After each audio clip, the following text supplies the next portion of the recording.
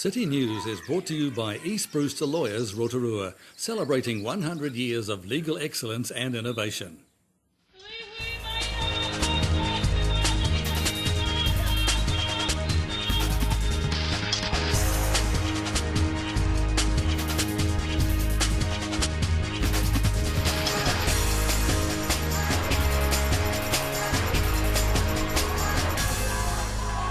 Good evening, Rotorua. Tonight on City News. Rotorua MP Todd McClay is encouraging local schools to participate in the Kickstart Breakfast in Schools program. Waiariki Institute of Technology has turned the turf on their new $10 million health and science building project. And local athletes arrive in Dunedin for Special Olympics New Zealand's 8th National Summer Games. But first, Rotorua will celebrate the new year in X Factor style, with winner Jackie Thomas and runner-up Whenua Patawai the headline acts for Rotorua's New Year Glow Festival. The pair will perform as part of Party in the Park, a family-based New Year's Eve celebration at Rotorua's Village Green. The event is part of the 3-day Glow Festival, which gives locals and visitors alike plenty of entertainment to celebrate the new year. Rotorua District Council Major Events Coordinator Martin Crofts says as well as X Factor stars, there will also be plenty of locals performing at Party in the Park. And we've got a young lad called Cameron Rotorua who's a local lad. Yeah. He didn't quite make the top 10, but he was on X Factor, and he's improved a lot over the last few months, and he's been out there doing his thing, and we're really keen to see how he's progressed. So we're looking forward to those three being down there. But we've also got lots of local entertainment. We really want to keep the festival locally focused. Yeah. It is about celebrating who we are as a city, about celebrating the year that's just gone by, and looking forward to the next year. So yeah, we've got lots of local entertainment down there as well.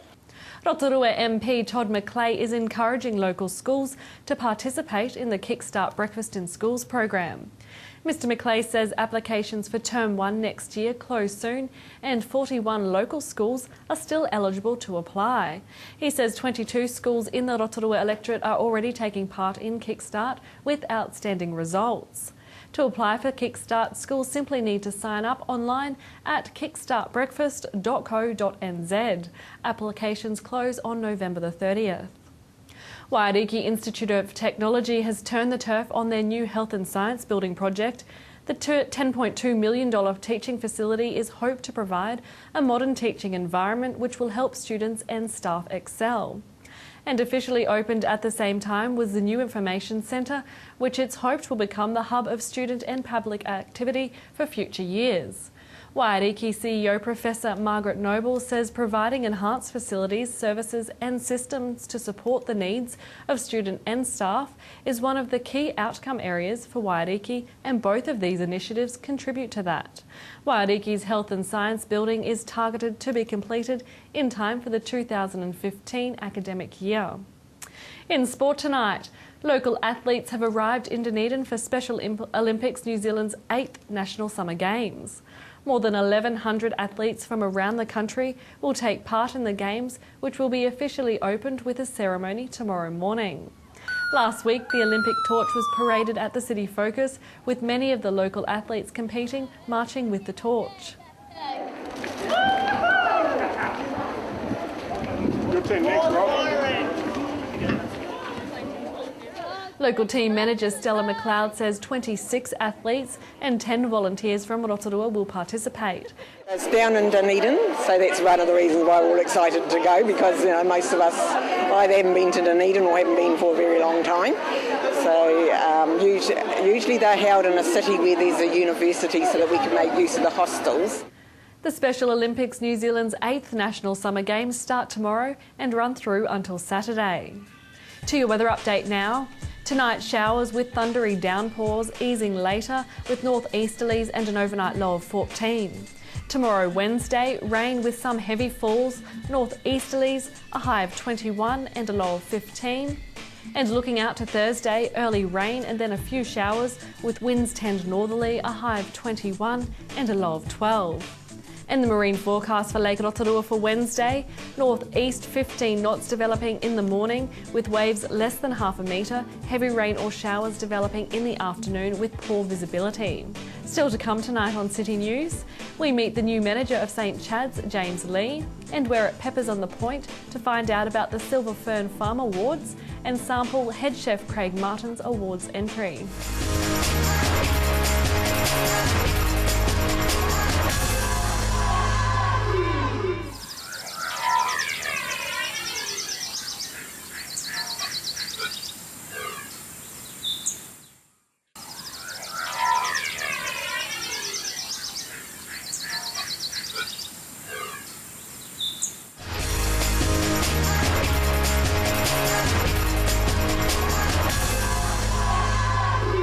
Well, we're down here at St Chad's today on Devon Street, and they've got a brand new manager who's come all the way over from England, and I'd like to introduce James Lee to you. Welcome to the show, James. Thank you. Now, obviously with Steve King now off to Australia, you've got some big shoes to fill because I know being the manager here at St Chad's, it's a pretty busy role. Yep, definitely very busy. Learning daily, the operation, learning the guys and their personalities, their skills, and yep. Yeah. Now, prior to coming on as the manager, you used to be the facilitator for the people looking for work. That was a pretty tough role as well, eh? Yeah, definitely. That was about 18 months ago. 18 months to 2 years, I was a community facilitator, so that's sourcing opportunities within the community for clients to access paid employment, voluntary positions, just developing life skills. And Now, Kim Perks has taken over that role. We've talked to Kim Perks. I'm sure our audience know who she is now. Yep. So now you obviously stepped up and for the promotion to the big manager. Was it something that you've always wanted to do? Yeah, definitely. Coming from the UK 3 years ago, an education background, working with people with disabilities and management skills. So, yeah, when I actually first arrived in New Zealand, this was the position I applied for before Steve, and unfortunately missed out to Steve, but yep. But here we are, you got it now. Back again, yep, and successful. Now, one of the key things that they do down here at St Chad's is that you teach the people different skills, especially woodwork and art and things like that. Yep. So, are you actively involved in those sorts of things as well? I not really have the woodwork skills, but a little bit arty, and I'm trying to spend as much time as I can on the floor, just learning what we're providing and making sure that all the activities actually back into life skills and ensuring that we're facilitating those essential life skills. And I guess looking for funding is always a key factor in your role as well, so always out there looking for funding and sponsorship. Definitely. So if there's anyone out there that wants to help us out, just give us a call, basically. What about volunteers? Volunteers as well, always looking for volunteers, both for here at St Chad's and out in the community. Volunteers play a big part in supporting our guys here and ensuring they access the community. Next week is the Special Olympics down in Dunedin, and you've got some people going down competing. Yeah, I think we've got about 6 people going down next week, taking part in bowling, temping bowling, swimming, basketball. Now, with regards to these guys going away to the Olympics and competing and going to different cities and meeting new people, what sort of impact does this have on their personal life and their personal growth? Oh, massive impact. Just the opportunity to leave St Chad's and their home environment, new experiences. They're going on a plane. Some of them won't have ever been on a plane. So definitely. Yeah. Communication-wise as well will be fantastic for them to liaise and communicate with other people. Now, just behind us on this table, James, is a huge array of different things that the guys make here. Yep. Do you guys sell those, or is there something that you just keep here on display? No, we do have different items for sale. Art pieces. We've just recently been commissioned to complete an art piece for Rotorua. Wow. So we produce artwork. We've also got quite an active gardening group, and we sell seeds, plants, native bushes, vertical gardens. Yep. And that's an area of growth that we will be moving into. Yeah. Now, you also sell some of those plants as well, don't you? We do. We've just recently been involved with the Festival of Gardens. We had somebody sell our plants on our behalf, and yep. Fantastic. Got rid of some of the stock. Also coming up is carols and candles. Now, that's right. Obviously something you guys get involved in. So what happens there? So this is a tradition that's been going on for several years. We have actually made candles, and what happens is we have a bit of a carol service, and we invite people from the community, and we sing carols together, basically, lighting candles, and it's going to be an opportunity to open up the centre as well and invite people from the community in to have a look around and look at the great stuff that we actually do here. Yeah. If you just drive past down Devon Street and you look at the building, it doesn't look that big, but when you come inside, you've got the woodwork room, you've got the kitchens, the art room, and then out the back you've got the gardening, so you've got a huge array of facilities here. It's like a TARDIS. Like you say, an art room, woodwork room, we've also got a kitchen, which again is on one of my lists for growth. I would like to see a full commercial kitchen in here eventually. So we've got a lot of opportunity to develop the life skills and facilities. So how many people you got down here on an average week? Roughly daily we have around 35. Not everybody attends all day, every day. They just attend for different sessions that might be a specific interest, like a woodwork interest. So they'll pop down and just take part in the woodwork sessions and learn the skills that are... Is there any cost to them? It's not, no. There's no cost. So if there's someone out there with special needs, or someone with special needs in the family, you can just come down. Do they need to register with you? Yep, they'd need to just register with myself, and providing that they're receiving a disability benefit, then that's the only criteria that we need, basically. Cool. James, you and your team do an awesome job down here, so we appreciate your time, and good luck for the future. Thank you very much.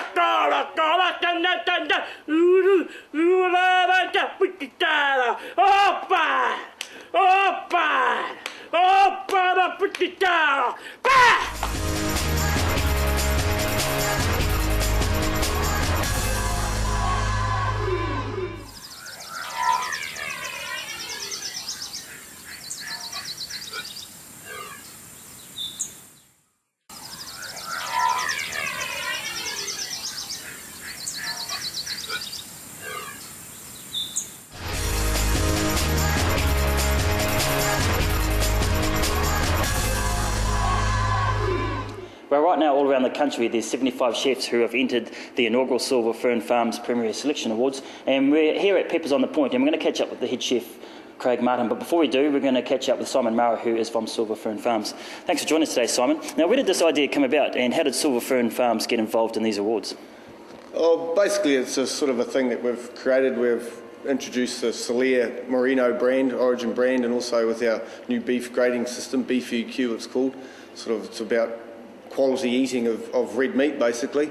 So we wanted to get it out there. We want to get the brand out there. We're all about what the consumers want and bringing it back to our farmers so they can produce a quality product 12 months of the year that consumers nationally, internationally will enjoy the eating experience, basically. Now, it's not one like a Master Chef where everybody does a big cook-off all in the one day, does it? There's the cooking all around the country. Yeah, correct. There's 75 entries from whangarei to Te Anau sort of thing, and great quality chefs. The calibre of chefs that they've got for the competition is superb sort of thing. So I can imagine that the judges will have a tough time because the dishes will be no doubt superb sort of thing. So it'll come down to finer details, I think. So it'll be a tough job. Well, let's talk about the judges a little bit. What sort of things are they looking for? What's the categories that the judges are looking for?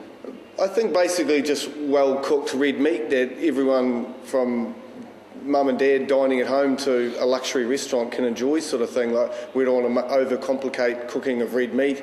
We want everyone to be able to enjoy it, sort of thing, not just people who are coming out to fine dining. It's all about enjoying the red meat experience. So I think that'll influence it, and also there's got to be the taste, sort of how they present the meal, prepare the meal. So I think those sorts of factors that will all come into it, I would assume. In the press release, I noticed one of the things they're really looking for is the creativity. So I'm guessing the big question is how can you be creative about cooking a piece of steak? Yeah, well, we'll soon find out, I suppose, because all of it's lamb as well and sort of things. So I suppose it's, maybe just those finer points that the chefs have developed over years and decades of cooking red meat, I suppose. So how does the judging work? Do people come along and experience a meal in a restaurant, or is it sort of like a mystery shopper type thing? It is sort of like we want the chosen chefs to have that particular meal that they're wanting to be judged on the menu for a while, sort of thing. So any Joe Bloggs can come along and have it, sort of thing. But there'll be one day it'll turn up will be the judges, and they won't know that, and they'll order that meal, and it'll be judged on how it turns out, just pretty randomly, so to speak. Yeah. Now, like I said at the start of the story, there's 75 chefs from around the country. How are they going to narrow it down to finalists, and when is that going to be announced? It's sort of getting judged right now. There was such a high calibre and so many entrants that they've had to extend the period of judging, sort of thing. So it'll be the judging underway now. They'll be narrowed down. I think they'll have the announce the winner at a bit of a grand sort of presentation in January, sort of thing. So things are looking good at this stage. Now, for the winner, Simon, is there a grand prize, or is it more the prestige of winning? Yeah, well, and I think it is more the prestige. Like, the winner will obviously be acknowledged, sort of thing, but it's more going to be through media coverage, PR, Cuisine magazine sort of on board with us, sort of thing. So I think it's more getting the chef and the restaurant's name out there so they can get more people through their door experiencing the meal, sort of thing. So it's more about exposure, I think, than a flash trophy to sit on the mantelpiece. And how many chefs are from the Bay of Plenty that have entered? We've got 6 restaurants throughout the Bay of Plenty and chefs, sort of thing. So that's a pretty good representation of nationally, sort of thing. Well, let's hope we'll get one in the top 8. Yeah, hopefully, yeah, that's what it's all about. Yeah, appreciate your time. Thank you, Simon. No worries, Alan.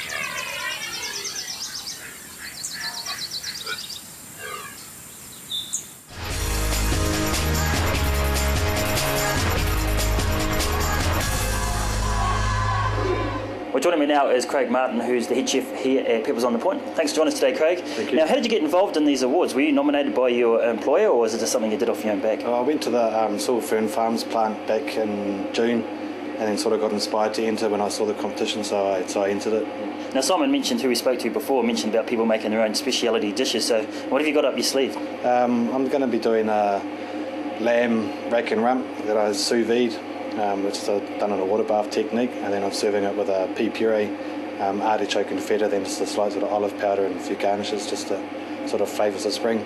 That sounds pretty technical. Yeah, it's not too bad. Bit of practice. Yeah. Now, if you happen to get in the finals and you win, what would that mean for your career?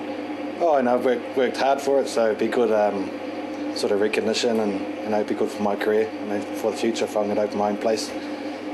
Now, I remember we've talked to you before, and you talked about getting your own place, and then you won the hospitality awards here and the most outstanding chef. So again, that must be a good little notch under the belt for your career. Yeah, it's all good. It's going to pay off in the end. Hopefully, when I open my own place, people will know me from those things. So hopefully, it'll bring in the people in the door. Yeah. Now, when you make this dish, you actually don't know when the judge comes in because, like Simon said, it's going to be a bit of a mystery shopper. So you won't actually know when they've been in. Yeah, it's just matter of just being consistent. We try and do the same dish every day, so we just make sure that it's looking the same all the time, and it's just consistent, and hopefully it pays off. Now, I'm looking forward to seeing this dish show, and we're going to get some shots of you cooking this dish show. We'll let you get to it, and we wish you all the best. Thanks for your time. Thank you. So what I've done here is I've sous vide the lamb rump, which is in a water bath at 56.5 degrees, and then I've sous vide for 3 hours, and then I've sous vide the lamb rack for an hour at 55.5. Then I was going to finish off in a pan just to create some colour and a bit more caramelisation.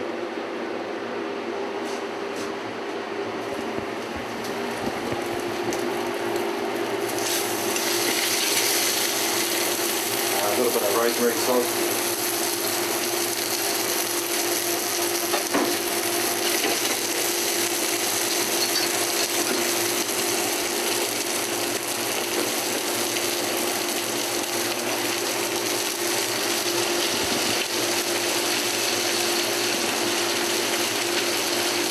Rosemary.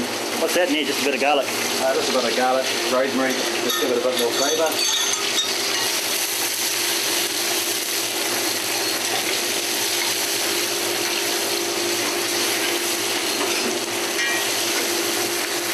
What's the time, Craig? In the restaurant, sort of 15 minutes, but it's just the preparation cooks about 3 hours all up. That's just doing sous vide, so it will never overcook, just keep it at a certain temperature.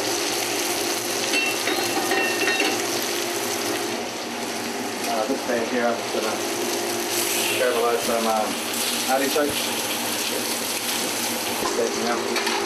That's the important thing is resting, so I'll let that rest for about 10 minutes just so it relaxes and all the juices stay inside.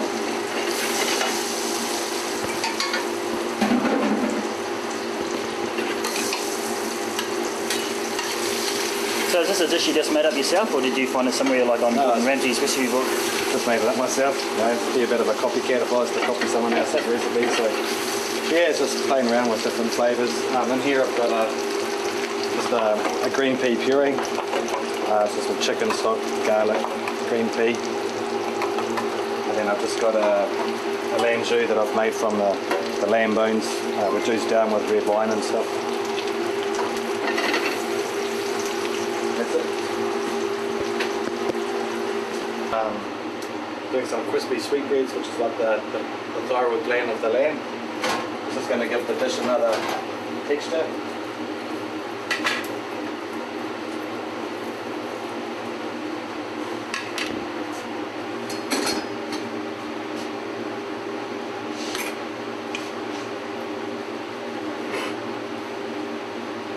What would someone expect to pay for a meal like this, a fine cuisine meal like this? Rotorua, probably sort of $35, $40 for a main course. We do a 4-course that changes every day, so we charge $130 for a 4-course, but that's canapes, cocktails, so it's, it works out pretty good. So.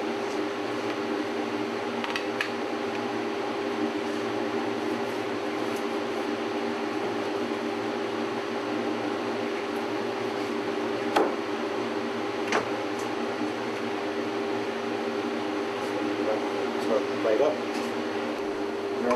When you're ready. So I'm just plating up my dish. Now this is just a pea puree.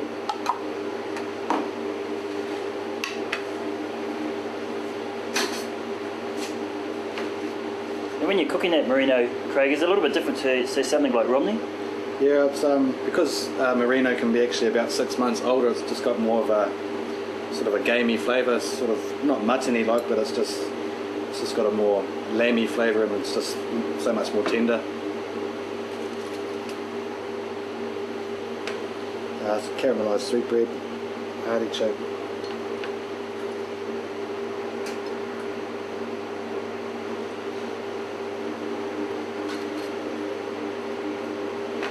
And what I have here is just a bit of the lamb jus.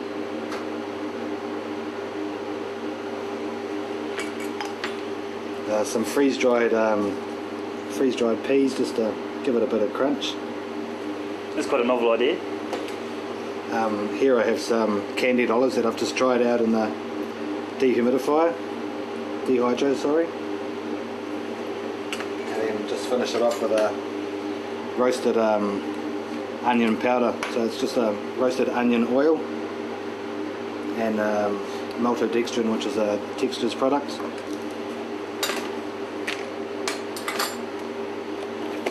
And then finally some pretty flowers. A little bit of lavender goes nice with the lamb.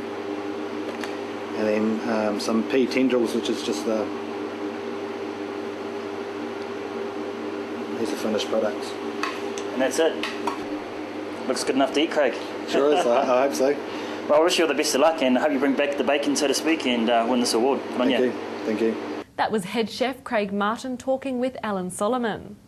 If your organisation or community group has a news event that we can support, you can call the office and talk with one of our team on 073488 984 or email news@tv.rotorua.co.nz. And if you missed anything in tonight's show or you'd like to catch up on previous episodes, visit tv.rotorua.co.nz. Thanks for watching tonight. Ko Maria.